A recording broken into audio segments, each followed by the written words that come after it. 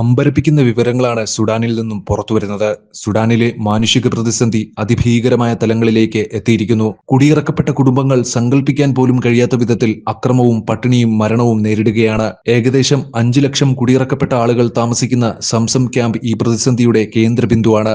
വടക്കൻ ഡാർഫറിന്റെ ഉപരോധിക്കപ്പെട്ട തലസ്ഥാനമായ എൽ ഫാഷറിന് സമീപം സ്ഥിതി ചെയ്യുന്ന ഈ ക്യാമ്പിൽ തീവ്രമായ ഷെല്ലാക്രമണവും വെടിവെപ്പും ഉണ്ടായി. ഇത് കുട്ടികളെയും സഹായ പ്രവർത്തകരെയും ഉൾപ്പെടെ കുറഞ്ഞത് 100 പേരുടെ മരണത്തിന് കാരണമായി. സുഡാനീസ് സായുധ സേനയും റാപ്പിഡ് സപ്പോർട്ട് ഫോഴ്സും തമ്മിലുള്ള സംഘർഷം വലിയ രീതിയിലുള്ള മാനുഷിക പ്രതിസന്ധിയിലേക്കാണ് നയിച്ചത്. അക്രമം, വിശപ്പ്, ദാരിദ്ര്യം എന്നിവ കാരണം 10 ദശലക്ഷത്തിലധികം ആളുകൾ വീട് വിട്ട് ഓടിപ്പോകാൻ നിർബന്ധിതരായി. സുഡാനിലെ ആരോഗ്യ സംരക്ഷണ സംവിധാനം താറുമാറാകുകയും ചെയ്തു. ഒരു തലമുറയിലെ മുഴുവൻ കുട്ടികൾക്കും വിദ്യാഭ്യാസം നഷ്ടപ്പെട്ടു. തലസ്ഥാന നഗരമായ ഖാർത്തൂം നാശത്തിന്റെ വക്കിലാണ്. പ്രത്യേകിച്ച് സാംസം ക്യാമ്പിലെ സ്ഥിതി ഭയാനകമാണ്. ക്ഷാമവും വ്യാപകമായ പട്ടിണിയും ഉണ്ടെന്ന റിപ്പോർട്ടുകളാണ് പുറത്തുവരുന്നത്. നോർവീജിയൻ അഭയാർത്ഥി കൗൺസിലിന്റെ ക്യാമ്പിൽ മനുഷ്യനിർമ്മിതമായ ക്ഷാമം പിടിപെട്ടിട്ടുണ്ടെന്നും ആളുകൾ ദിനംപ്രതി പട്ടിണി കിടന്ന് മരിക്കുന്നുണ്ടെന്നും സ്ഥിരീകരിച്ചു.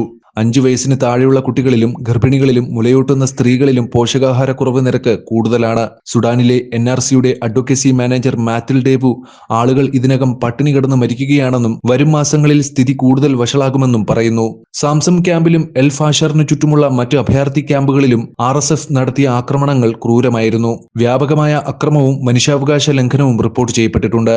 സിവിലിയന്മാരെ ലക്ഷ്യമിടുന്നത് അർദ്ധസൈനിക സംഘം നിഷേധിച്ചു.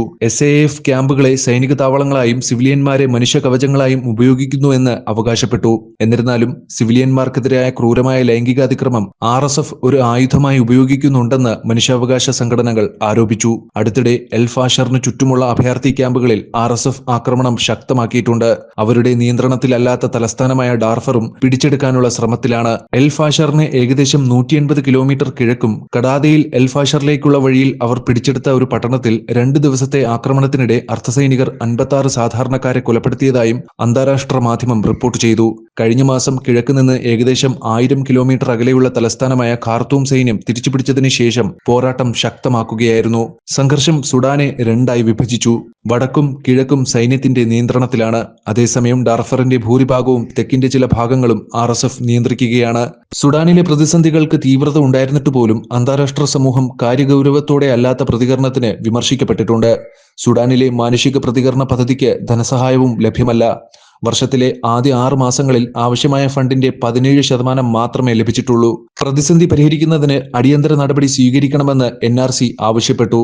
ആവശ്യക്കാർക്ക് ഭക്ഷണം, പാർപ്പിടം, ആരോഗ്യ സംരക്ഷണം, വിദ്യാഭ്യാസം എന്നിവ നൽകുന്നതിൽ ശ്രദ്ധ കേന്ദ്രീകരിക്കണം. സുഡാനിലെ സാഹചര്യം മാനുഷിക അടിയന്തരാവസ്ഥയാണ്. അന്താരാഷ്ട്ര സമൂഹത്തിൽ നിന്ന് അടിയന്തര ശ്രദ്ധയും നടപടിയും ആവശ്യമാണ്.